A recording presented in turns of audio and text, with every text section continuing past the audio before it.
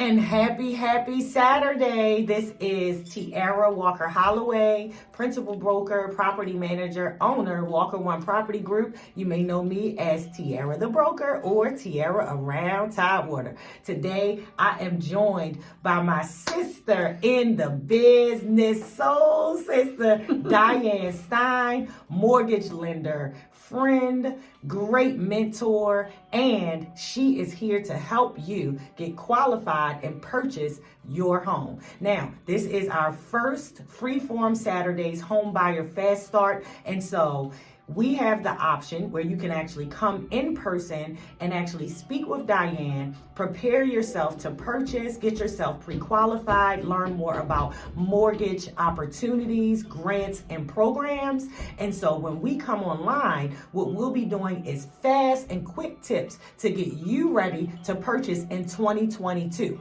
You know, we are reaching goals around here. And so the number one thing we want to do is make sure that you're prepared and empowered to purchase comfortably and freely. When you and your realtor are out looking, you already know what you're dealing with on the finance side. So, of course, the question we wanted to answer this week, Diane, is what can buyers best do and expect in this market after pandemic interest rates? Come on, Diane, let them know. Probably the biggest thing is take care of your credit. That's the biggest thing. The biggest thing. So like interest rates are coming up. Everybody's seeing it on the news. It's crazy. And, you know, it's a little volatile right now with everything going on in Russia. I'm not going to get political about everything, but those kind of things affect the market. And when it affects the market, the Fed is trying to control interest rates. Trying to control inflation right now. So if you think about it, if rates go up just a little bit, like by half a point, but your groceries, every time you go to the grocery store, your grocery bill is $50 more, to get your kids' clothes and shoes and everything else. This is more and more and more. You're actually, if your interest rates creep up a little bit, and we control inflation, if the Fed controls inflation, then it kind of balances out a little bit. So if we let interest rates get sky high, or if you let inflation go crazy, but you keep interest rates the same, you're actually paying more monthly if you're paying, 20% more for chicken and groceries and diapers and formula and everything else. So it has to be controlled. So don't get so negative about rates going up a little bit. They are going to go up. I think a prediction could be by 5% by the end of the year. Maybe not though. So, but hopefully everything is controlled, but you got to realize credit score. Every 20 points in your credit score helps your interest rate. So if you have a 680, when you bump up to 700 or 720, that helps your interest rate a little bit more and a little bit more and a little bit more. So basically what you're saying is, which we know this, most people do know this, but in a market where interest rates are going up, the higher your credit, the less that you'll end up spending in interest over the lifetime of your mortgage, right? Not only that, but it also gives you more access to more programs and more lending options. Okay. So if you have a 620 credit score, you may qualify. However, you have other options if your credit score is a 620 or a 680 or a 700 or a 720. Right. You have more lending options. Not only do you have more options, the higher your score, the better your interest rate's going to be no matter what. Mm-hmm. So protecting your credit is huge. And this is what people don't understand a lot either, is there's a difference between consumer credit and mortgage credit. So if you go on Credit Karma, and everybody poo-poos Credit Karma that's in the real estate business and mortgage business. Absolutely. However, it is good to monitor because it does show you if something creeps up, like a collection or something like that you didn't know creeped up, and you can take care of it. But that's showing you consumer credit, which is different than mortgage credit. There are 130 different score models to do your mortgage, to do credit. So like there's different ones for car loans, and they use different criteria, different algorithms. So they're all different. You could go buy a car. The only thing they're looking at is what is your repayment for a car purchase. They're looking at everything you've purchased previously. Have you made your car payments previously? Your credit score might be really good because you've made a lot of consistent car payments. However, maybe you had a couple lates on a mortgage where your mortgage score is going to be lower. Mm-hmm. So there's another thing that impacts mortgage rates considerably that people don't think about, and they sort of ignore them. because they're sometimes told to ignore them, is medical collections. Medical collections impact your mortgage credit more than they impact your consumer credit. So keep on them. You can, and Tierra can attest to this, and probably every realtor out there that I ever deal with can attest to this. Their buyers call. My credit specialist says it all the time. Hey, Diane, have them take care of that medical collection and ask for a paid removal letter, which means they paid it and they want a removal delete letter. Well, a lot of these credit, and I'm not going to poo-poo on, I don't want to say the one, I'm sorry, I'm so bad, I was going to say it, but you probably shouldn't do it. Shouldn't call them out, not going to call out. Don't do it. But you ask for a paid delete letter and they say no. They say no. There's some, and most of them don't give them anymore. It's shocking. Quite frankly, I'm surprised they don't give them more through COVID than they did. They gave them more before all the COVID stuff came about. Right. So a newer way right now is Absolutely true. let's say, and I'm going to say the name just because it's easier. Let's say you, just because it's a big hospital in our area, let's say you go to Tierra or whatever, it went to collections. You didn't even know, it was supposed to be paid by your insurance. You didn't know. You go pay it and they won't give you a paid removal letter. Don't pay it. Get off the phone with them. Call the original creditor. If it was Tierra, if it was Bon Secours, whoever it was, whatever doctor's office it was that may not be affiliated with a hospital around here, call them and say, hey, go back to that original creditor, even though it already went to collections. You go back to them and say, hey, I want to pay this. My insurance is supposed to take care of it. You can't just say, oh, I just didn't pay it. You need to give a good reason why. Or, hey, this didn't have my correct name on it. I didn't have the bill. It went to my wrong address. Whatever, give a reason why. Right. Offer to pay it and ask them for a paid removal letter. They're much more likely to give it to you than the collection company is. Okay? That is true. So, because they're not easy to get. What that is there's a difference in you just paying it. You've taken care of it. Right. However, it doesn't remove all that back history on your credit report. Right. So do not let medical collections slide by. If you see something on Credit Karma or whatever, app you use, there's tons of them that monitor your credit. If the medical collection pops up, a lot of people are like, oh, well, medical collections don't count. So if you do a loan, you're allowed to have up to, depending on the loan, whatever, Fannie Mae, Freddie Mac guidelines, you could say, oh, well, I'm allowed to have up to $2,000 of medical collections on there. That is indeed correct.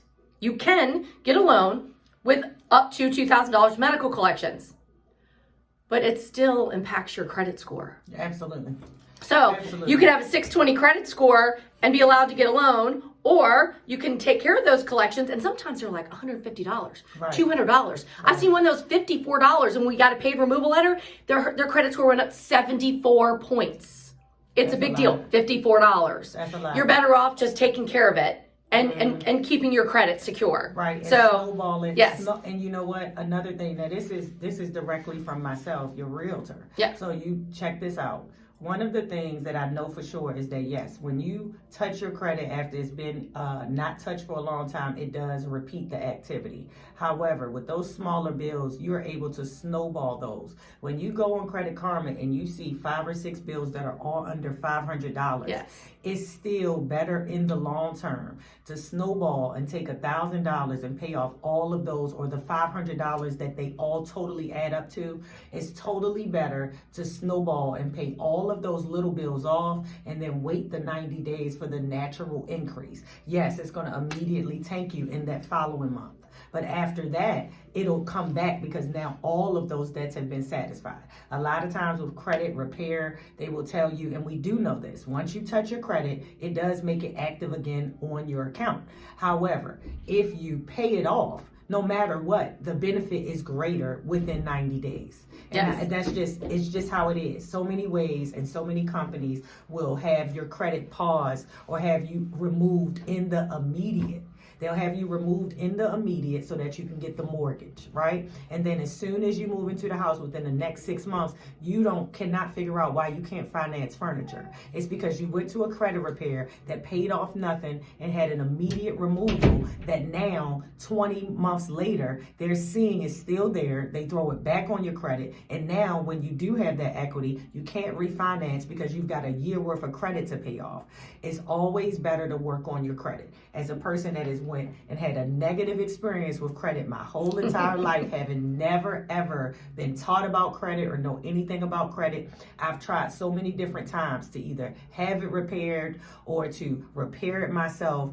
Ultimately, the thing that has allowed me to see the most strides in growing my credit has been just paying off the smaller bills, keeping the credit card usage limits down, keeping all of that revolving debt limits and usage down. And 10% is ideal. 10%. And keeping 10%. consistent in your payments. 10%. Keeping consistent in your payments. So let's explain what that means, though. Okay. So let's say you have a $500. You are lucky because I was cutting this off. Sorry. Okay? You got a $500 limit on your credit card. That's your limit on your credit card. Yes. You want to keep that credit card at $50, not over $50. So paying it off is great. However, keeping it at $50 gives you your best bang for your buck because they want to see you're using your card and paying it consistently. Absolutely. 10% gives you your best bang for buck for your credit. And I know we're on a time crunch here. So we want to go. So we've talked about credit. Yes. So let's just talk about money in a big sense. Okay. In this, we're just talking about this market specifically because we're in a crazy market. It's been a crazy market for a year, more than a year, but it's been really crazy the last year. So we always want to have money saved. But do we want to have a whole bunch of money saved, but then have a whole bunch of credit stuff that we've got to fix? No. Credit comes first, paying off your stuff, keeping your debt to income, like your balance is low and not focusing on collections and medical collections and stuff like that. That's your first and foremost. Secondly, a lot of sellers are not paying closing costs because they don't have to. They've got 10 buyers waiting to buy that house. So having money in the bank to be able to pay your closing costs is going to give you a leg up on any other person. So if you get your tax refund, which is all coming up soon, do not go out and buy a new car. Do not go out and buy a bunch of furniture for your rental in which you want to buy a house in 6 months. Don't do that. Take that money, put it to the side. Just stack it. Just stack it and put it to the side. That's a big deal. We want to be able to have money to be able to pay the closing costs or, in this day and age too, we have to be able to guarantee the appraisal. Right. So a little bit of cash over the appraisal, always good to have that extra money. And the worst case scenario is that you have money left over at the end of the day after you purchase something. You can actually buy furniture and rugs and drapes and all that kind of good stuff. Right. And another thing, I'm happy that we touched on this and that I didn't cut it off because remember, these are supposed to be fast tips, but this goes to show that this is the type of lender that Diane is. She is the type that is not going to allow you to go forth uninformed. And that's the whole come from of this office and this team, is to make sure that we're informing and we're empowering you to be able to reach your home ownership goals. So with that being said, I will tell you this, going all the way back to the credit, is that when you have higher credit, you can use more mortgage programs and have more options to be creative with a standard mortgage company like a Southern Trust, because your credit is higher. There's so many programs that can assist, where if you were able to get an assistance on your actual closing costs, then you do have that money because you banked your tax money on top of the money that you've already been saving, because $1,000 to $2,000, sometimes even $5,000 guaranteed cash over appraisal can be the difference between you actually getting the home that you want and not.